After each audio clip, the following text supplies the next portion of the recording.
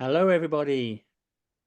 Thank Pretty quick, as soon as I started my interest in ultras, that was the thing. I mean, it's a bit like when I went back to running when I was about 25. I did a 5K, a 10K, a half marathon, and a marathon, I think, in the same the same year, because I just thought that that's what you did. So I didn't do any of them particularly well, but I think I was a bit like that with ultras as well. I thought I'll start with I can't remember if it was the Fling or the Devils first. The Devils, I think. And then just thought, and then it'll be the Fling. And I always knew it would then be the West Highland Way. It was sort of no doubt. It's almost like a natural progression. You talk to anyone interested in the outdoor scene in Scotland, they end up sort of walking the Highland Way with friends, or either in stages or as an expedition over a week or so. But if you're a runner, yeah, as a West Highland Way running it is certainly one box to tick. Yeah. So you built up to your first West Highland Way, well, your only West Highland Way, as far as I'm aware, in 2018, and you finished in a time of where are we? 17:55:41, which I think is still one of the top six times on the course. Yeah. Tell us about your race and how did it go? Did it I'd all done go one smoothly before that. according to plan? Did you have any disasters you had to deal with? No, I had done one before Ah, yeah. that. Yeah, it was 19 Yes. hours something. Yeah. Um, yeah, and on that first one, I I didn't feel great at all during the first one until the second half, and it was a beautiful day. I think I saw and introduced myself to Ian actually in Tyndrum, which was nice. And at that point, I was just like, wasn't chasing a time.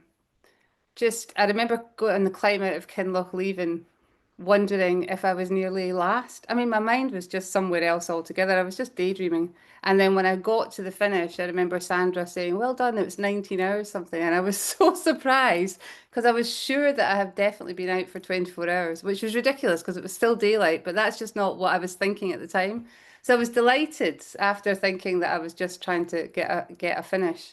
And then when I did it and got the win. It was kind of a similar experience to the extent that the first half I felt dreadful. And then sort of it wasn't until I was going up the Devil's Staircase that I suddenly felt quite good. And then I enjoyed the race from there. It seems to be there's a point there. I don't know if it's something to do with your circadian rhythm or whatever it is, but that's when I start to sort of, in both times, felt a lot better. So what I'm hearing there is that anyone doing the race for the first time, the second half can be the more interesting part of the race. Yeah, yeah. You just gotta if you feel if you don't feel good in the first half, just one foot in front of the other. You'll always come to a good patch. And obviously, I know from talking to you over the years, you're not sort of guided totally by wins and times. You're more just you just enjoy your running. But how did it feel to win the West Highland Way, which has such a special place in so many people's sort of hearts in Scotland? Oh, it was really special. I mean, it really was special, and that's definitely what's made me come back to race again this or run anyway this year. I think just the West Highland Way culture is so deep.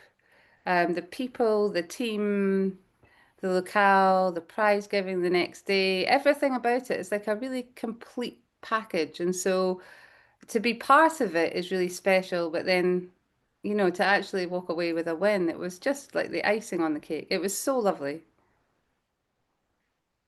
Gosh, you made me feel quite emotional there. Yeah, I mean, out of everything that that I've done, it's definitely the little the light. It's lovely. Sure. And obviously, you've had a little career break the last few years. Tell us what you've been doing since then. Well, my career break wasn't through choice. I had a baby in tw the end of 2019, and the long and the short of it is my body broke. I went back to running after about sort of 6 weeks, 2 months, and nothing worked. I had a really bad diastasis recti, which is separation of the abdomen muscles. I had a pelvic bone issue, hip and lower back issues, pelvic floor issue, like you name it, I had it. And I got to think about the March in 20, my baby was about 5 months old, and that's when the reality hit that I just had to do a really hard stop on everything. So I mean, at times I wasn't, I couldn't even go out for a walk with the pram, and then other days I was going out with a walk with the pram, and the pram was like my Zimmer. So it was really an enforced break for a long time. And 2020 was out, 2021 was out. We moved, and I need to get back to running. But I did look up. I looked up on my Garmin Connect account to see what my mileage had been weekly, and I've never actually done that. But sort of following the John Kinniston trend for data and analysis, I had a little look, and it was quite interesting. In 2020, I averaged 10 miles, just over 10 miles a week, and most of that was in little chunks that I when I tried to get back at running. And then the year after that was just under 19 miles a week, but very sporadic. So I was just sort of keeping going. I wasn't enjoying running at all. I mean, it was such a chore to get out the door. I just didn't want to do it. But I had this thing in my head that the fear of not doing it might actually be worse than doing it, just giving it up completely. And I kept thinking, I just need to get consistent. And so in 2023, I hit 30 miles a week and consistently hit 30 miles a week. And that was again, didn't enjoy it, but then when I got into the beginning of last year, that's when I thought, right, okay, the ultra and the running and getting back to it that way is not going to just happen. I'm now going to need to take a step to make it happen. And that's when I sort of signed up for some races last year and then thought, right, okay, let's get the head down and get training to actually get back so that I'm capable of putting, start towing a start line. So yeah, that's been the journey for the last few years. Pretty good journey, yes. And building up to this one, how has your training differed to like building up to sort of like your previous West Highland ways? Um, so the volume isn't massively different. So at the minute, I think I'm averaging about, like I looked at this, 57 miles a week. And back in 2018, it was 52 miles a week. So I think quite similar. And similar, like 2018 to now was also quite structured because I trained with Paul Giblin in 2018. If I was to look, but if I had the data from 2017, I think that would be quite different. I think the volume would be a lot higher without a coach and no structure, just doing miles, and there was injuries and all the rest of it. So it's not massively different. I don't have many long runs. So I did the Ultra Tour de Snowdonia 100K last month. A bit close to the West Highland Way. There's only 5 weeks between them. Hey ho. And I didn't start doing long runs, as in 20 miles, and my longest run was 23 miles. I didn't start doing that until April, the first weekend in April. So my long runs and then building some ascent in. So really late, and up until that point, most of my long runs were between 13 and 16 miles. So that's the difference, where the longer runs are a lot shorter. But do you feel you have experience on your side though? Well, mentally, yes. Physically, no, because I think I was so long away from running that, like, one of the things I know that I lack now is depth of endurance.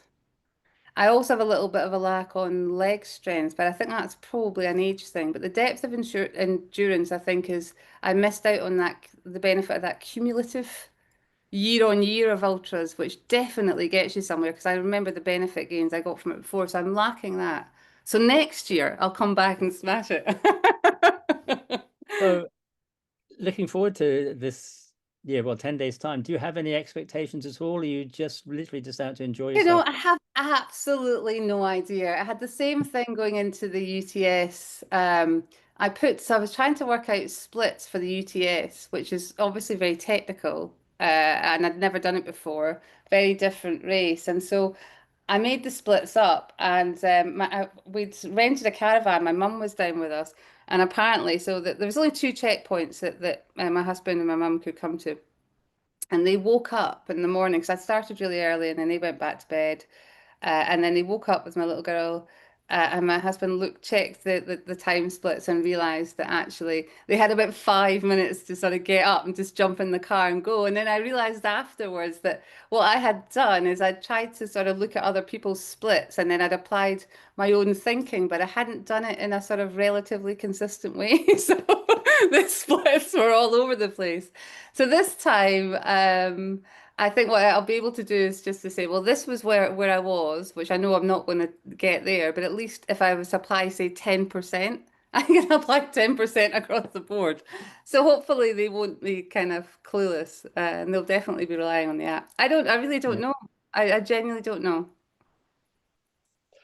It's sometimes a nice way to be, just to I go think into so. it. It is. There's no pressure whatsoever, so it's quite different. I'm quite. My main thing is to really enjoy it from start to finish. Like really enjoy it. That's my goal. I think it's the saying goes, you've probably got nothing to prove to anybody but yourself, basically, that you can still do it. Yeah. Yeah. Yeah. We'll probably bring you in for some tips on crewing, or what you expect from your crew or don't expect from your crew after Ken and Sue have done their little bits. But here we are with about 10 days to go. How do you prepare in the last 10 days? What's your sort of taper sort of routine? Well, this week's a bit hectic because I've got really long full days in Edinburgh with work, but just trying to make sure that I get enough rest. I think sleep has become a much bigger factor. I mean, I'm 48 now, so the recovery is very different. I feel like I need to know yes, sleep, sleep, just sleep as much as you can. Yeah. And your top tips for enjoying the race? uh, don't let yourself go down a mental black hole at any point. So I think you can really work on self-management if you start to, if your mind starts to get a little bit negative, feel a little bit more and just nip it in the bud, just keep yourself, like, bring yourself back to being a bit present in the moment and really like, as I know it's a bit of a cliche, but one step at a time. Always very good advice. Yes. If anyone has any questions for Nicola specific to what we've been talking about, do pop them into the chat room and we'll just keep an eye out for them. Just looking at the specifics of the weekend, do you have a time you aim to get to Mogai before the race? Do you get there early? Do you get there last minute? Well, I used to live in Bears Den, so that was very nice. Now I've got a sort of couple of hours commute to get there, so I'll be sort of timing it for registration. I guess I'll probably get there just after 11. Okay, so fairly late, yes. Right, yeah. And how do you relax when you're there? Do you just try to keep a low profile, or do you just, it's so hard to get caught up when you see so many old friends and there's a buzz of Yeah, energy? I think I'll probably just try and keep a low profile for a bit. Um, just rest, not get stressed. I don't know. I've never actually done it before because, as I say, I used to just register and then go down to the road and back to bed and then back for the start. But I don't have that luxury anymore. So No, yeah. Helen, are any messages coming in, or should we crack on? Okay, everyone's obviously enthralled by what you've been saying, but if anyone does have any questions specific to, oh, here we go.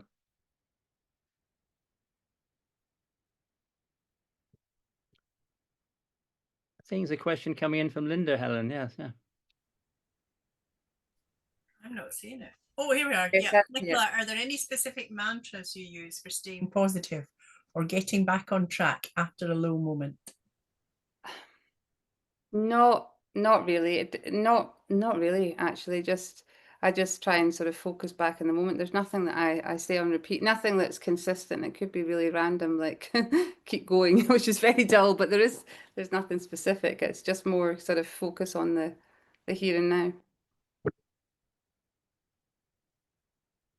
That's great. Well, I'm sure we'll bring in Nicola again when we have some more questions later on, and we'd like to hear her brewing tips as well in due course.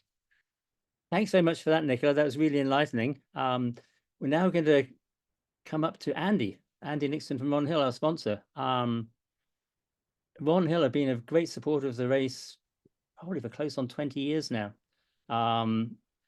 They've always been very keen to support the race, both with merchandise and with advice as well around. We're delighted to have Andy here tonight from Ronhill, who is also going to be around on race weekend. So in a minute, he'll tell us what he's going to be up to on race weekend. But just briefly introduce us, if anyone doesn't know, to the Ronhill brand, how it started and what the ethos behind Ronhill's whole ethos for starting the company in the first place.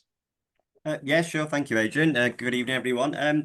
Yeah, the Ron obviously was a very good runner back in the day, and he went to 3 Olympic Games. He won the European Championships, won the Commonwealth Championships, and I think the key thing for Ron as well when he was doing all his training and all his races that the quality of the running kit back then just wasn't sufficient for what he wanted to do.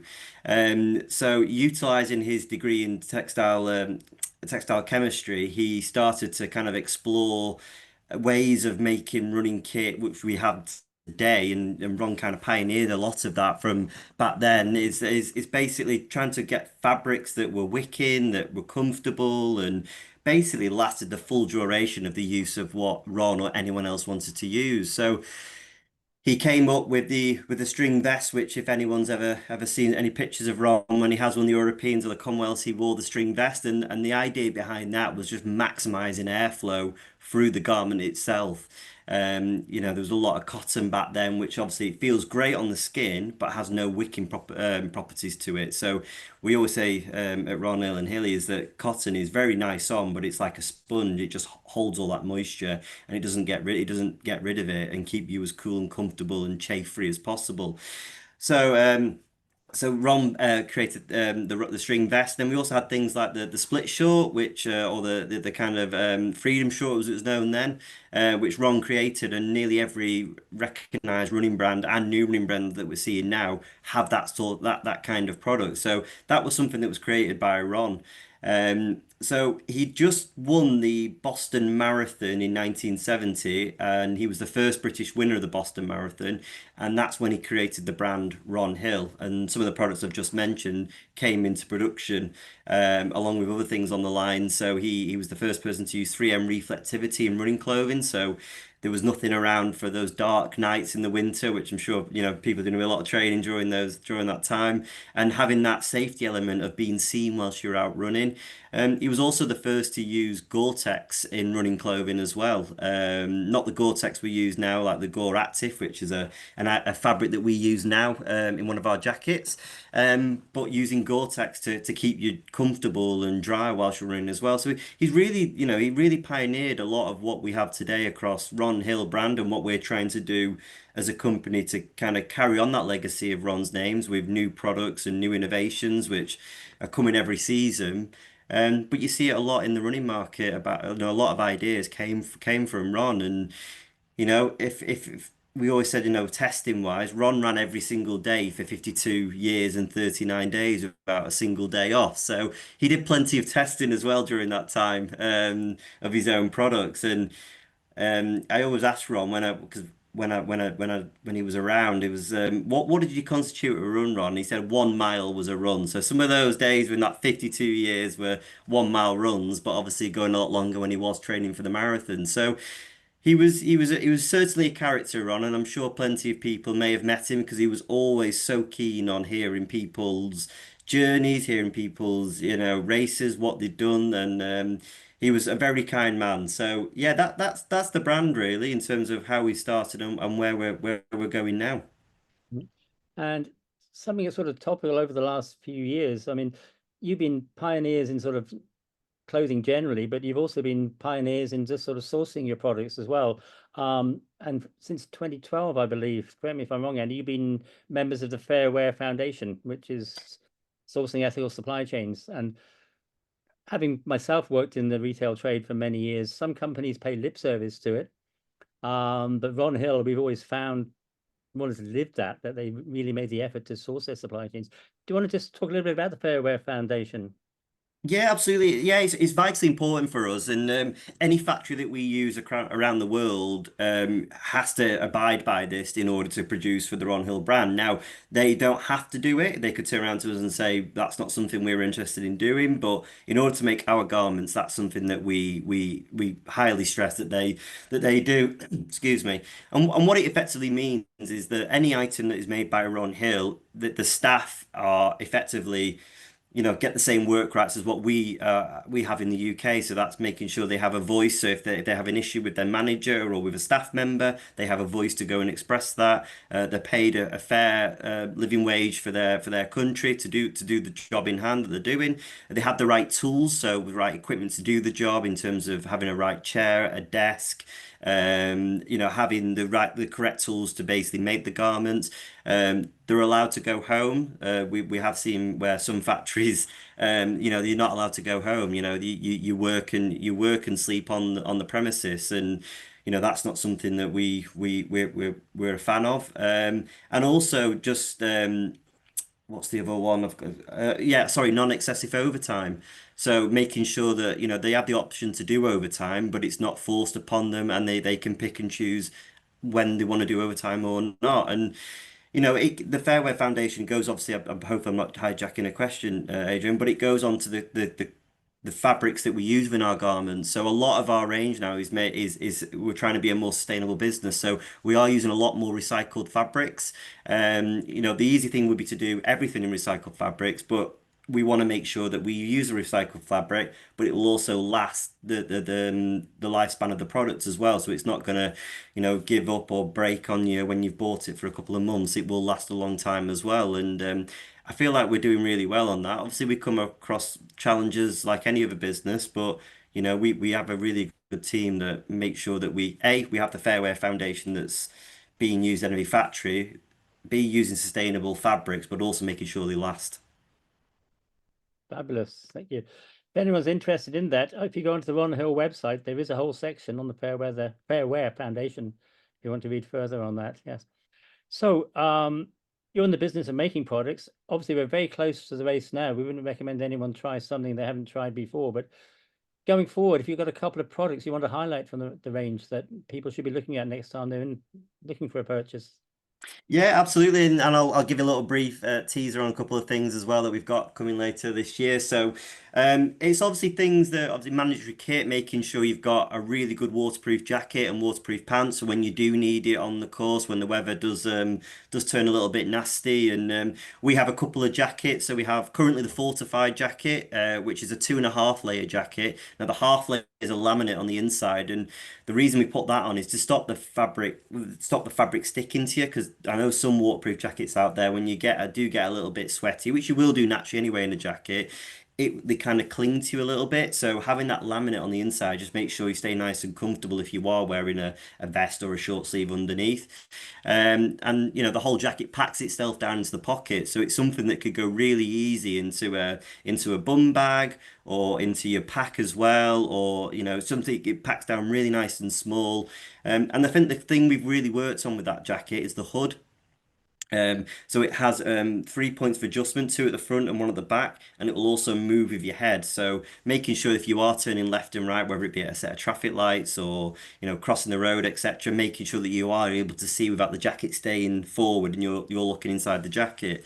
So the things like the fortified jacket and the fortified pant. And I said the high static head on that is 30,000, so it's a really high level of waterproofing on that jacket. And then we have the fortified pant, which is made from the same fabric and is a unisex pant as well. So great for it goes from extra small to size large. So great for anyone who is needing a waterproof pant. As I mentioned, Ron, obviously one of the first pioneers of using Gore-Tex in running jackets. So we have a Gore Active jacket, which is Gore's lightest 3-layer fabric. And it's designed for fast-paced sports like running. So, I've worn it a good few times out on the hills around the Peak District, and it's provided that protection, not just from not from water, but also a really good wind protecting jacket. And it just allows the air to flow through it as well. So you're just keeping you as comfortable as possible. And then it's obviously just little, obviously things that you may not have thought of that you may need before the race is little accessories, kind of a 360 waist belt. If you're needing extra carrying capability, having a 360 waist belt with the large pocket at the front and at the back with plenty of space to carry your gels, or a small 250 ml fuel flask, or things you want really easy access to. And then we also have things like the solo waist belt, which is a really small discreet pouch, a zipped pouch, which again can just carry a couple of key items that you may need to carry or you may not thought about and want to add into into your list of things you're carrying, which I'm sure is plenty. So yeah, just yeah, there are a couple of things I wanted to just mention, Adrian. If unless obviously there's anything else that anyone wants to ask me about. That's great. And traditionally, Ronhill is everyone I've known who's worked for Ronhill has also been a very competent runner with just a huge love of running, and not just sort of flogging stuff, as a lot of people say, but they just have the genuine love of the sport. You're going to be involved on race weekend. You're coming up. Tell us what you're going to be doing on race weekend in terms of personally helping the race, and I believe you're helping somebody crewing. Yeah, I'll be there at the start line. I was there last year. I'll be there at the start line to cheer everyone as they head off. And then out on course, one of my obviously I don't, for everyone that I'm a sales rep and I look after the north of England and Scotland. And one of my customers, one of their staff members is running it. So they'll be wearing a brand new shoe that we brought out in March in the Freedom Ultra. So they'll be out in that. So if anyone wants to have a look at that, the Ronhill Freedom Ultra, it is on the Ronhill website. I did see that some web links have gone up on the group. So we've got the Freedom Ultra. He's wearing that along with some other Ronhill kit and some maybe some sneak peeks of some new items that will be coming next year. So I won't say anything more than that, but if anyone sees him, then maybe have a look at what he's wearing because we've got some nice new items coming next year. So yeah, I'm just going to be helping him along the course. I'm going to bring my camera and take some pictures as well. And then the other thing we'll be doing at the finish is that we're also the UK distributors of a recovery footwear brand called UFOS. So I'm not sure if anyone's heard of UFOS. I was at UTS with the brand as well a few weeks ago, and actually the winner of the 100 mile, he came limp. He just finished, came over, feet torn to pieces, and bought a pair of UFOS. Bought a pair of UFOS just to help him get around the event village and back to where he was staying. And for those that don't know UFOS, I've seen some comments popping up about those who are loving it. It's one of those brands that if you're unsure, just try it on, and you'll either love it or you won't. But most people love that instant comfort that it provides, and the EVA in that brand is a shock absorbing EVA. So whereas a lot of EVA in our trainers are an energy returning one, which is what we need when we're running, that kind of propel us forward. This is designed to absorb shock. So just take that little bit of stress off your feet, off your knees, off your hips, and start that recovery process along with other things that you may do, protein, massage, etc., compression socks, and other things that you may have to help you recover. So to go back to what we're doing with UFOS, I will be at the finish line with UFOS for people to try. Yeah, and feel free to come along, try a pair on, have a walk around in them, and let me know what you think, and hopefully they help. We'll see if anyone's got the energy to try a pair on, Andy. But I can help with that. I don't mind. I'll have some chairs. I can put them on people's feet. crew members are welcome to try them as well. Yes. Just Absolutely. you do have some UFOS fans on the meeting tonight as well. Yeah. Absolutely. I've seen them popping up. So for those that are fans, I will be at the finish. So please come and say hello. You have to. I can't let you get away with this. You must give a name check to the runner you're helping. Scott Hendry. Okay. Is that one of my retailers in Glasgow? So he's doing it. So he'll be out on course, and I'll be helping him where I can. So that's almost a seamless link. Thanks very much for your time, Andy. I know you have to disappear soon, but looking ahead to the weekend of crewing, does that fill you with trepidation, or are you quite inspired about it? Yeah. I think as long as I can help, help him. You always feel a bit nervous because you want to make sure all the training they've done, you want to make sure you can help him as much as you can. But I think there's also that element of when you see him finish, that kind of inspiration of, could I do this, or or can I do something that maybe is a bit more of a challenge for me, whether it be the West Highland Way or something a little bit shorter. So I'd say nervousness and inspiration is what I would say on that. Well, it's a pity you can't stay, but it is being recorded because we're now going to hand over to Ken and Sue, who, with a little chat from myself, are going to try and figure out how to be the perfect crew people. Well, I'm sorry about that, but thank you for your time, and thank you everyone for your time, and good luck with all in that last few weeks of training. I'll see you on the start line or maybe the finish. Fabulous. Thank you. Cheers. By way of a seamless link, Adrian, Scott lives about 100 meters from us in the same village. Oh, does he? Oh, excellent. Right. Well, you can, yeah. So say hello from me. Yep. All right, everyone. Well, good evening, and I'll catch you. I'll catch you in a few weeks' time. Thank you. Okay, seamless link to Ken and Sue. Just start off, Ken and Sue, by telling us what your involvement with the West Highland and other races has been, and how often you crew for people.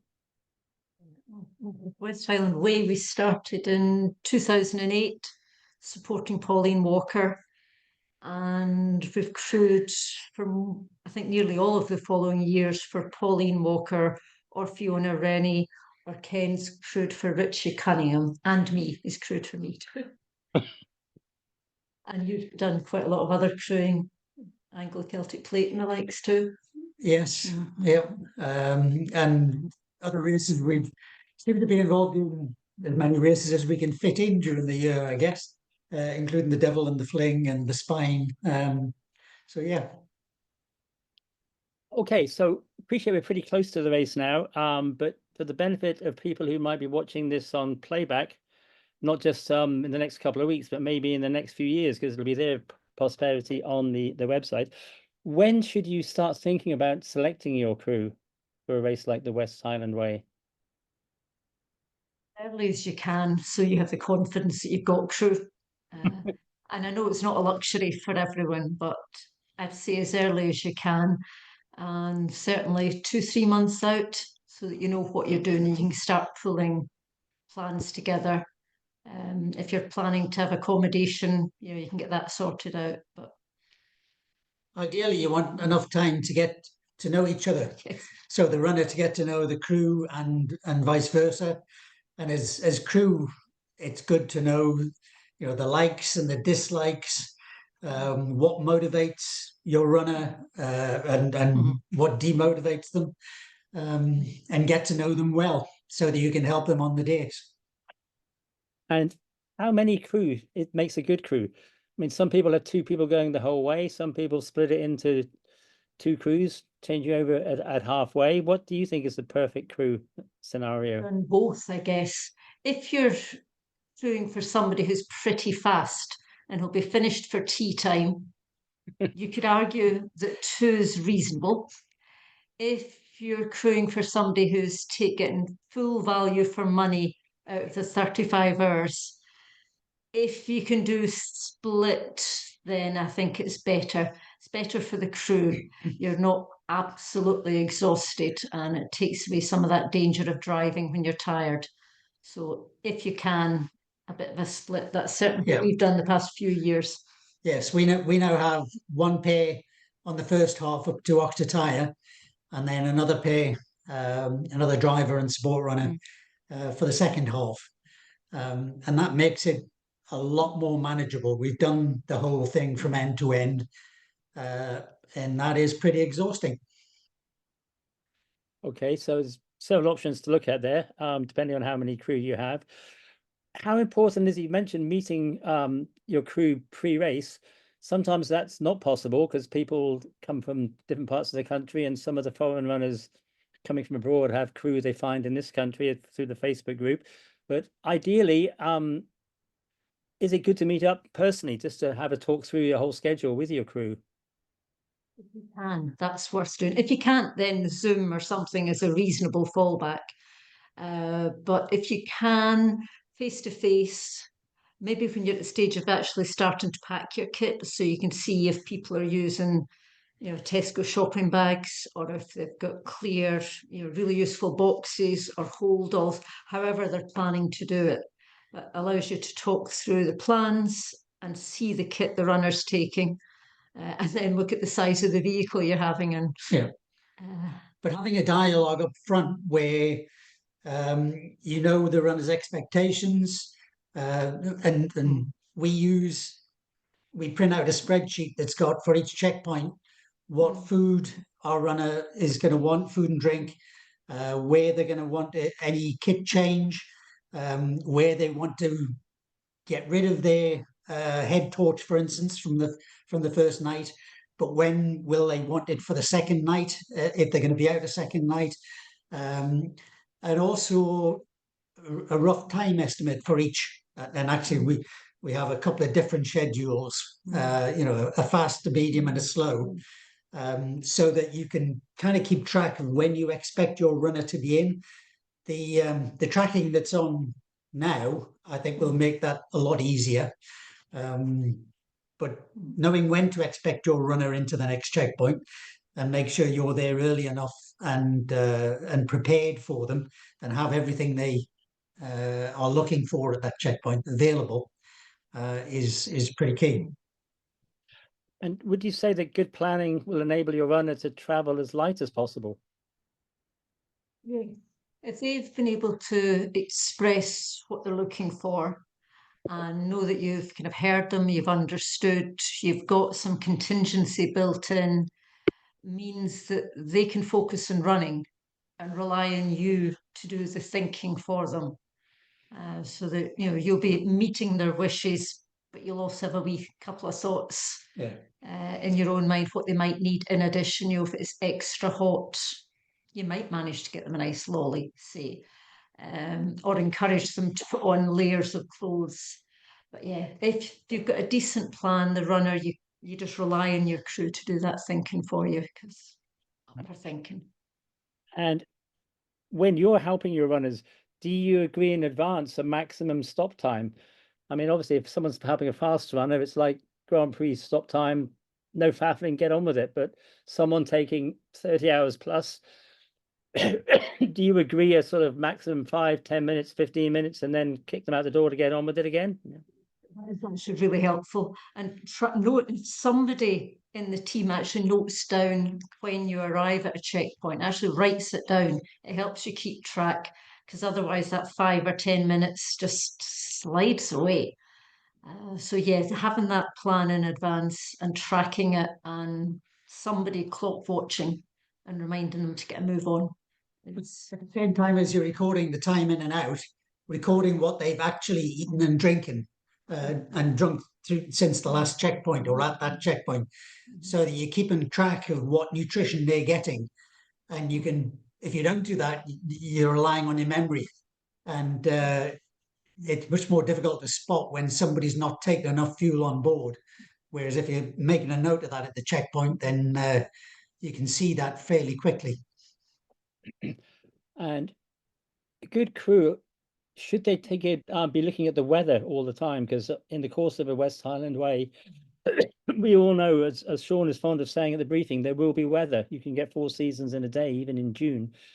Do you as crew keep an eye on the weather and make sure you have like any extra clothing or change of clothing already? You're not waiting to be asked for it, but you have it all ready for your runner? You've got it there. So your runner might have said that they'll put on a lightweight fleece or a long sleeve top at a certain checkpoint, and you know that they're going out onto Ronhill and it's particularly cold out there. You might have 2 long sleeves, or encourage them to think it through or to fit it into their bag, even if they're not immediately putting it on.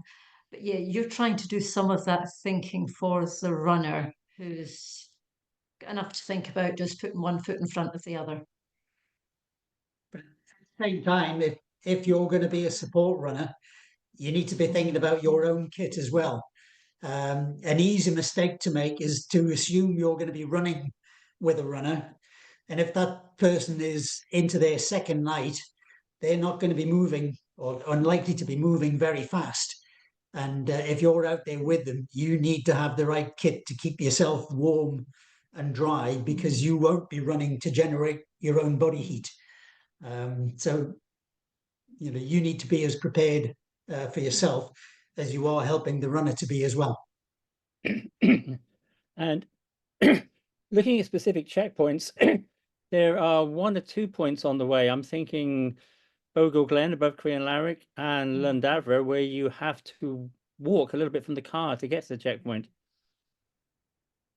Do you take the kitchen sink up with you in expectation of what they might need, or do you just take a small bag of essentials? I'd keep it as light touch as you possibly can. You know, I'd just say, especially going up to Bogle Glen, that's a long walk. And if you're carrying liquids, they're heavy. So yeah, light touch. See your runner, tell them they're looking wonderful, maybe offer them an A or a B choice. Keep it nice and simple. Same at Lundavra, if you go, and many people don't go to Lundavra because it's not at all easy to get to. But yeah, if you're carrying stuff, keep it really light. That's not the time to be doing massive shoe changes or changing your outfit entirely. And it's often overlooked, but as crew yourselves, how often do you feed yourselves? You need to keep on top of that. You need to plan in when you're eating. So, you know, things like going to the tail race in Kinlochleven or Glencoe or Real Food Cafe or the Deanwell, you know, all the places, Balmahatu and the coffee shops, and make sure you take advantage of everything that you can so that you're well fueled. Because it is long and you will be getting cold just standing still. So you need to fuel yourself and have reserves in your car. Don't rely on those because you might miss last fish and chips in Kinlochleven or something. These things Drivers need to be looking after themselves in terms of resting and sleeping, and just so that they're reasonably well rested for the driving stints. Now, you've had much experience helping runners over the years, and a lot of people say that a good crew should be able to spot a corpse coming towards them at 50 meters. You're obviously expert in spotting a corpse coming towards you at 50 meters. If you have got your runner coming towards you and they just look absolutely like they just want the ground to open up, what sort of strategies do you put in place to deal with that? More often than not, it's lack of food. So it's try and get the fueling sorted, and it's probably worth taking a wee bit more time at the checkpoint to get something in than to try and rush out as quickly as a corpse can rush out. So find out what they've been doing. If they're only in sweet stuff, maybe get some savoury stuff into them. If they can't face chewing, what more liquid food can they have? You know, soup or something like that. So try and find alternatives that get them eating. If they're being sick, they're maybe trying to take too much at the one time. So trying to eat every 20 to 30 minutes, you know, a bite of something. It might take you 2 hours to eat a wee mini Mars bar. Eating something will try and steady that stomach. And I guess the other thing is to strongly encourage a runner that they're looking very strong, they're capable, they've trained for this and they can keep moving. And that's all good stuff. If it's an energy, if it's a nutrition issue, it can always be dealt with. Certainly, that's the history shows that. What about mechanical issues? Say someone's taken a tumble or they've twisted their ankle.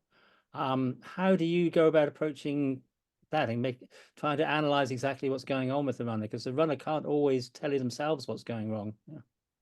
So sometimes it is basic first aid, you know, looking at the hole in their tights or whatever and trying to patch them up. Quite often mechanical issues are actually coming from the feet upwards. It might be blisters or hot spots. So trying to deal with them, you know, deal with them if they arrive, but try and prevent them. So try and do good foot care from the off. We would always try and have a first aid kit with us, you know, with bandage and support bandages and the like. And freeze gel, things like that. But, you know, you might find you're struggling to run, but you might be quite comfortable walking, and walking's perfectly fine. If you can get a good stomp on, you can get a good finish in the West Highland Way. So it's trying to find solutions and encourage them to keep moving, you know, not to just say, I'm not hugely comfortable, so I'll stop. Keep going, yes. And have you ever been helping a runner who wanted to pull out? And did you manage to talk them out of it? The support In other races, yes. Interestingly, not in the West Highland Way, but I guess that's the people. the people that we've been supporting, not in their nature. Yeah, very often it's encouraging them just to go a few miles more, you know, go to the next checkpoint or, this point's another 3 miles, or you've got a walking bit up this hill that you can't run on. So take that time, walk steady, try and eat as you go. So trying to break it down into like little steps, and we'll see you at the next checkpoint and see how you go. And more often than not, they're not worse. And then you can encourage them to keep going to the next one after that. People have put so much effort into this race, and they've trained and they've worked hard, that they might see an insurmountable problem, but that very often they can get a finish just continuing to move. They might have to readjust their focus, but if their focus is getting a finish, they can keep going. But nearly every runner goes through a low point, and it's a question of encouraging them and also instilling the confidence in them to keep going. And 9 times out of 10 they'll have picked up the next time you see them, and they can be in a completely different frame of mind. And having taken some fuel on board, they can go from feeling that they can't take another step to, well, in one case, running on and getting a PB. And do you feel it's always important to be there welcoming your runner, rather than just sort of reluctantly climbing out of the car as they're approaching? Absolutely. Be out there ready to meet them. And tell them how strong they're looking. That's your mantra: how strong they're looking, how well they're looking. And also in many of the checkpoints, there's a car park full of cars. So Balmoral, for instance, we will go to the bottom of the path and then take our runner to the car where we've got all the stuff waiting for them. So I think it's important to go out to meet your runner, to bring them in. Very good advice. Yes.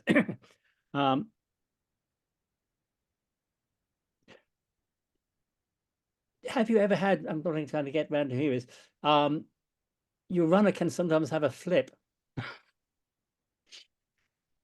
And it happens at every level. It happens at sort of people at the back of the crew. Believe me, when I've been on team management duties at internationals, even top internationals, I won't name any names, but they can flip as well. Yeah. How do you deal with that? Yeah, and try and just be very level and focused, and keep a dialogue which is about them and what they're doing next and what the next stage is, and looking forward. So keep them in as positive a frame of mind as you can, and get them thinking about the race rather than anything that's happened in the past, or what the last leg was like. The other thing that often helps is, if you're in a bit of a low point, is to chum up with somebody. So if it's before you're allowed support runners, to run with someone else can be quite a boost, because you can have a bit of a chat and you can have distractions and just talk about life, the universe and everything. So that can come from your support crew if you're running with them at that stage, but also from fellow runners. Yeah. All good stuff. I mean, it's a vast subject that we could sort of spend a couple of hours talking about, but I think we should maybe just throw it open and see if anyone has any questions on crewing to ask everybody. There's a point that John put in, Adrian, that I think is really important. It's not a question, Okay. but particularly given things that have happened over the last year or two. If we call bad weather, which means you have to have your bad weather kit, we really mean that for the crew as well. And as he said here, your support runner and your crew, they're an asset, not a liability. So, make sure you look after yourselves. As Ken and Sue said, I know from personal experience, I'm really bad for not drinking enough when I'm crewing, and I end up dehydrated more so than if I was running. That's just I'm aware of it, so I try and do something about it. But the bit about the support runners is really important. I know it's not strictly crew, but it is really, really important.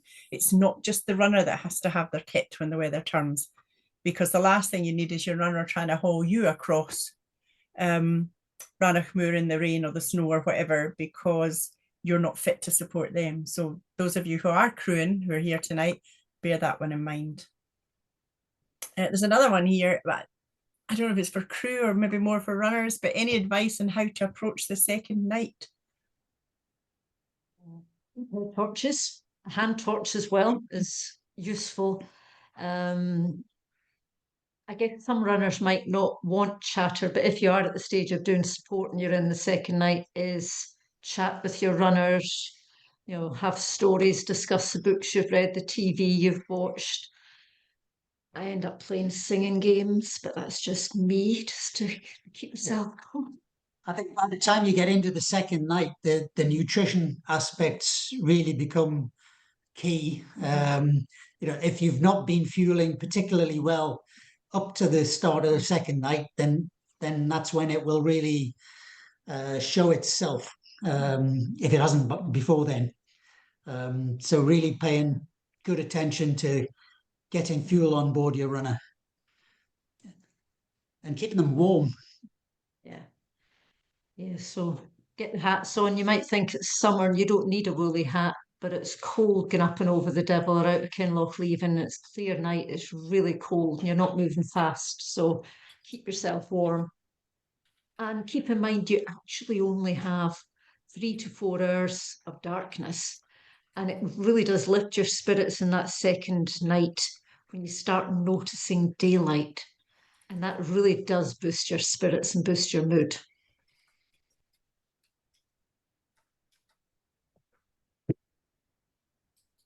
There's another question here. I think you covered it a little bit, but is it good to have a plan for the time you plan to stop or be flexible? A plan. It's good to know what you're wanting to do. So you might decide, say, at Rowerdene and you're changing shoes, or you're changing shoes after tire, so you know you've got a bit more time. But otherwise, if you're in for fueling, make it as quick as possible. That means that if you're having, say, soup or a cup of tea, it needs to be at a drinkable temperature. So think that through. So have it ready. Don't have to wait and faff about boiling the kettle when they come in. So it's all things like that that as crew, you can minimise the time spent. You can still be flexible. So if you come into a checkpoint where you might have been planning on having a change of shoes, for instance, and if your feet are feeling really good, then don't change something that's already working well. Defer it to the next checkpoint. You can always do it then later if you then feel you want to. But keep track. It's too easy otherwise to lose sight of it. And say, if there's somebody in the crew who's maybe not hands-on with cooking or who's not hands-on with foot care, their role could be time watching and keeping tabs on that and reminding you, because otherwise it will slip away. And if you add up all the checkpoints, if you take an extra 5 minutes at each one, that could make a difference, either to your PB if that's what you're going for, or to getting through the cut-offs time if that's the position you're in. One of the other things, which is a really important thing as a crew member, is not to get your runner disqualified. And so there are a couple of questions in the chat here, which I'm actually going to punt to Ian, because they're quite specific about the race rules. The first was around, are you allowed to go up to Bogle Glen? And the second one from Graham McClyman is just clarify, at each major checkpoint, when the runner is checking in, do the crew need to be present? Okay, I'll pick these up first. Bogle Glen, the answer is yes. You're very welcome to go up there. It's at the end of the section. We don't want anybody being met. We've got a restriction from the top of Loch Lomond up to Bogle Glen, but Bogle Glen's the first bit we're happy with people doing there. You'd have to park in Craiglanlarach or one of the car parks there and walk up. And I think, as Sue or Ken mentioned before, it is a bit of a walk, but a lot of runners haven't seen their support for quite a long time, so good place to go to there. In terms of the major checkpoint when a runner's checking in, yes is the answer to that. It's the checkpoint people will check and confirm that the crew are there and present. And as a reminder, you need one member of your crew all the way to Ochtertyre, and then 2 people from Ochtertyre onwards. The Ochtertyre crew have been instructed and will check that there's 2 crew there. So you need your two members of crew to be around. We've had instances in the past where people have said they've got crew and they don't, and we're trying to make sure that doesn't happen. Ultimately, it's for your own safety, because the crew is a massive safety check, and the race depends on, from a safety perspective, on everybody having crew. So yes, the crew will be checked. And Ian, the crew have to go to registration with the runner as well. Yes, I was going to mention that one member of crew. Some people had asked me, does everybody need to go? Not everybody does, but one member of the crew does need to be at registration and with their runner to firstly show us that the crew are there, and secondly, there's some instructions that we want to make sure the crew picked up as well, because the runner by that stage is really nervous and not hearing an awful lot of what's going on in some cases. So yeah. Ian, while you're talking, do you have any other housekeeping notes you wanted to flag up to? I had a few things I just jotted down, and this is really from questions that have been asked either on the Facebook sites or have been emailed to me, and I thought I'd just cover one or two things that the queries had from people. Firstly, if everybody could read the instructions and make sure your crew read the instructions. There's a lot of detail in there. Sometimes people ask questions, quite often people ask questions in Facebook that if they read the instruction, they would get the answer. So the instructions that have gone out is the Bible. That is the correct answer. Sometimes, and again, in Facebook, people will give the wrong answer. So please refer to the instructions in the first instance. Also, in terms of what's on the website, we've now allocated all the numbers. You'll get a note of your numbers by following the link in the website, which will give you the SI entries area. Please make sure if you are using drop bags, your drop bags are marked with your race number. It just makes it good and easier for that. We've already spoken about one crew member at registration. I was going to say, parking in Mulgaya query came up about the Tesco. Tesco are happy that we use that, but after 3 hours, you'll get a ticket automatically from their cameras, unless you've gone in when you arrive, spoken to the manager and logged your registration number. You don't actually need to use that. There's plenty of other car parks if the car park at the station's full. And at the time that we're all meeting, all of these car parks are free. So if you see any of the public car parks, you can use them. But Tesco is available. Going to be more than 3 hours. Make sure you register to save any hassle. People have asked about toilets. There's quite a number of toilets en route.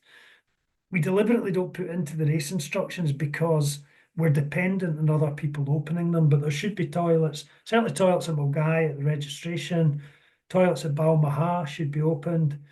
A few miles further up on the loch, there's toilets. Rowerdennon there are. Benglass there is. Ochtertyre we've got toilets coming. Portaloos, and toilets sort of most of the stops on the way up at places like Tyndrum in the centre. Bridge of Orkney Hotel, we're hoping will be fine with us doing that. Glencoe, there's toilets. Kinlochleven we do have. So there are toilets all the way up. If you have to go anywhere else, then you're observing the normal outdoor code. Don't leave any rubbish lying about, parade and so on. We do have, I think food's been mentioned. This is probably more for the support crews, but we do have a number of businesses that are helping us out significantly. St Mocha Cafe at Balmaha will be open. Please keep the noise down near the hotel if we can. Real Food Cafe, I've got a special deal for the Sunday for people coming back down the road. We've actually got quite a lot of support this year from the hotel in Tyndrum, the group. What's the name of it? Mutu. Yeah, the Mutu hotels are helping us as well. They're doing various things. So we're really keen, particularly around about Tyndrum, to get the community involved. So if you can help these businesses, please do so. That would be great. And the final sort of point I was going to make is for the support crews particularly. We're sitting at the moment with 252 starters, which is about 30 more than the last few years. These 30 cars make quite a difference, so please be as considerate as you can. The places like Balmaha, once you've seen your runner, please go. Don't create space for others coming in. Don't just sit around, have a long sleep. If you don't think your runner's going to be there for a while, don't go into the point until then. And we just need everybody to sort of play their part and be as considerate as possible. Park close up if you can park. Just use the space efficiently that we can, because these 30 people can make quite a difference. Lundavra, we've always had issues with. There's not much space there. you possibly don't need to go up there. If you don't need to go up there, then don't go. Share cars if there's a few of you can up. Things like that just make a big difference. The route's not really designed for an awful lot of traffic. So areas like Bridge of Orchy, we've had problems in the past. It's generally fine at the front end of the field and it's fine at the back end of the field. It's kind of in the middle when you get the peak of the race and everybody around. But otherwise, say good luck to everybody. Just enjoy it. We're all wanting as many people to finish as possible. I sometimes preface that to say I'm not very keen on more than 220 finishing because that's all the goblets I've ordered. But I'm sure we'll get to there. So we're all wanting you to finish and have a great experience and to get through. But we want people to do it safely as well. So I think that's all I've got to say, Adrian. If obviously there are any questions, Can I jump in just with a couple of points if Ian's finished? Andy Jump has come back in just to say he's still waiting to confirm whether or not national parks are going to open the toilets for us. But a really important point here, if they do open it, can you please make sure your crews don't wash dishes in the toilets and don't put ground coffee down the toilets? Now, it might not have been race crews, but chances are it was because there was nobody else in the car park at that time in the morning, or very few others in the car park at that time in the morning. That's the sort of thing that just gets people's goat, and it means that next year we don't have a toilet, which is actually a very handy thing to have. So please, again, be considerate. I've also put a wee thing here about please don't put bottles of water in your drop bags. You will get water at the checkpoints, but bottles of water make your drop bags very heavy. It's mere mortals who have to lift these bags in and out of their cars, doing you a favour.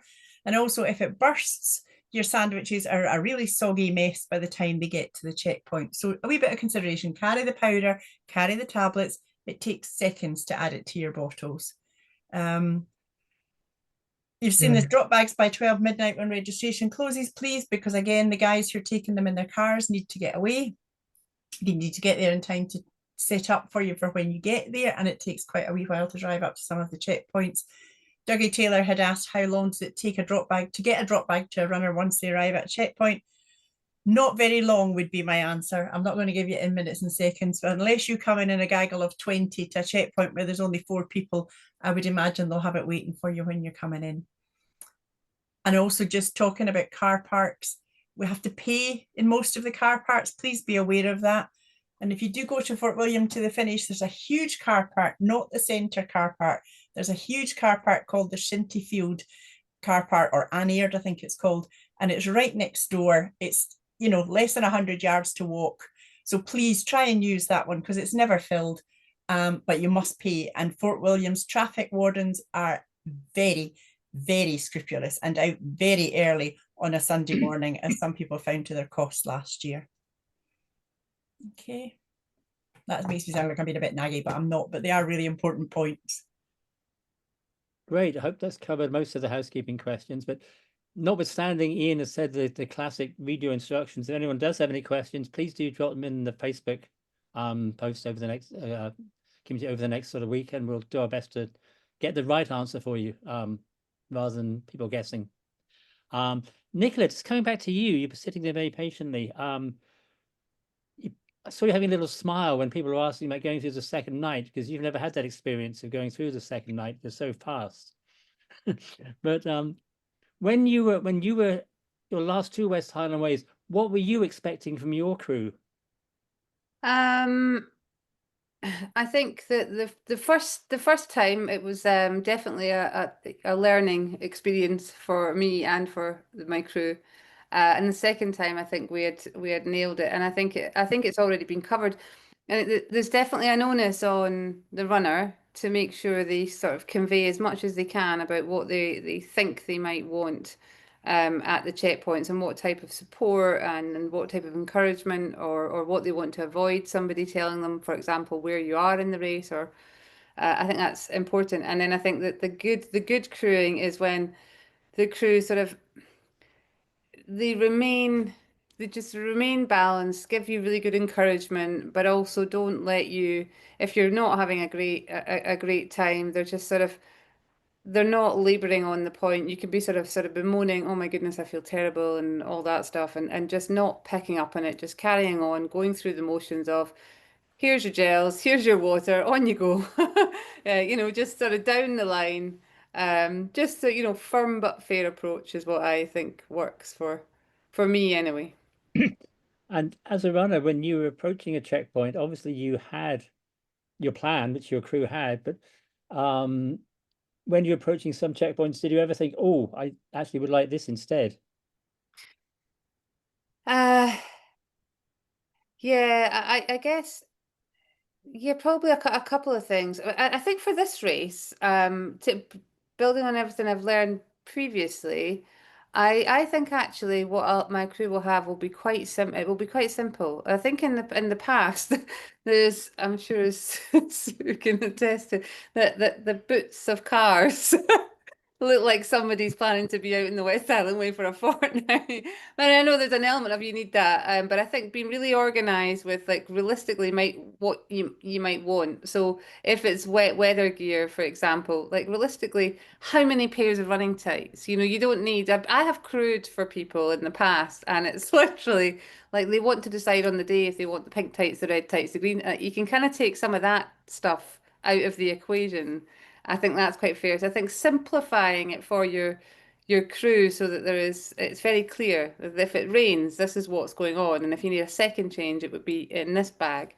And then when it comes to food, I actually think the same thing applies. You don't really know what you might want to eat, but you probably, if granted, if it's your first time, you don't know, but you probably have an idea of what you don't like or what the texture is or whether you might want hot or cold. So like at this time round, I know that in the second half of the race, I might want a couple of spoons of something yogurty.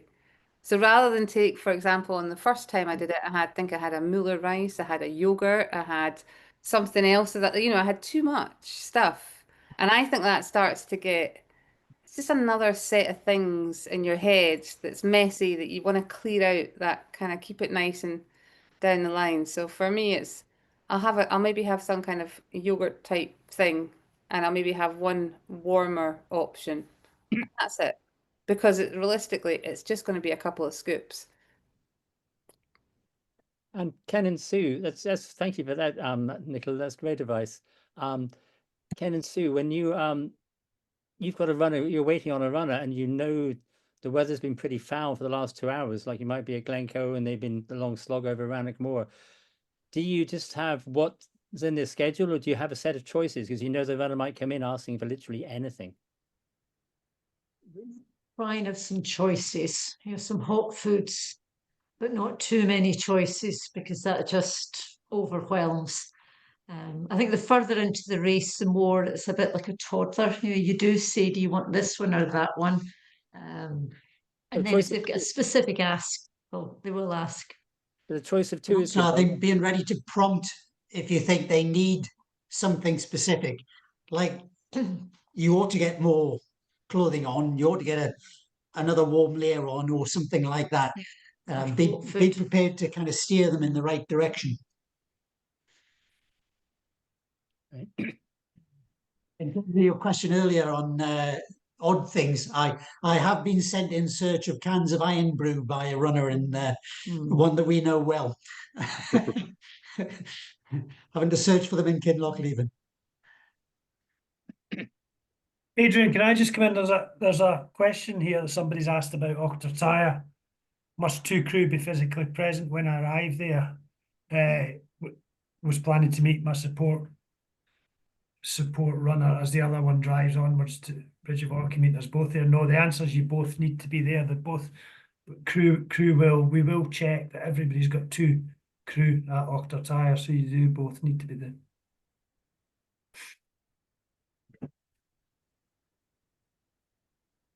Were there any other questions on crewing came in, Helen? Well, I've got one, for Sue. It's how does your runner see you if you're all wearing midgie hats and there's 50 cars parked up and it's half light? You got any fancy dress or anything you use to let them see you? I've even brought them. There you go. Is that tutus? We've worn tutus. I've seen people wear silly hats over their midgie nets. I think there were Santa hats one time, cowboy hats, people with fairy lights, something to make you stand out because everybody looks the same when you're running towards them at Rowerdennan or somewhere. Kinlochleven. So yeah, anything that will make you stand out, but make sure you tell your runner how you'll be dressed. Okay, thanks a lot. Well, with the time coming up to 8:15, we're well over our approximate hour. All I want to say is that two things. I must put a plug in for the merchandise. Most of you will have had a letter about the merchandise. Merchandise is available. We strongly recommend you do order it in advance. There will be limited supplies on the weekend. There will be merchandise available on the weekend, but if you book it in advance, you'll guarantee of getting what you actually want for yourself or your crew. And I think it just remains there to thank Nicola for her time and Ken and Sue for their esteemed wisdom. Helen for looking after the chat room. John for making sure the tech works smoothly as always. Ian for just being himself and making sure we all have a great race on race weekend. And just means for me to say rest up well. Don't do anything stupid the next 10 days. And we'll see you all a week on Friday at Mulgai. Thank you very much, everybody.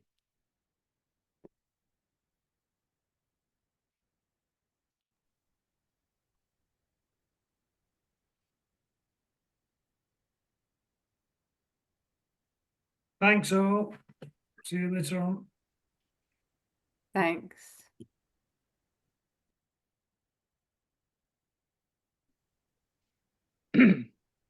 Okay, that's us. I shall stop the recording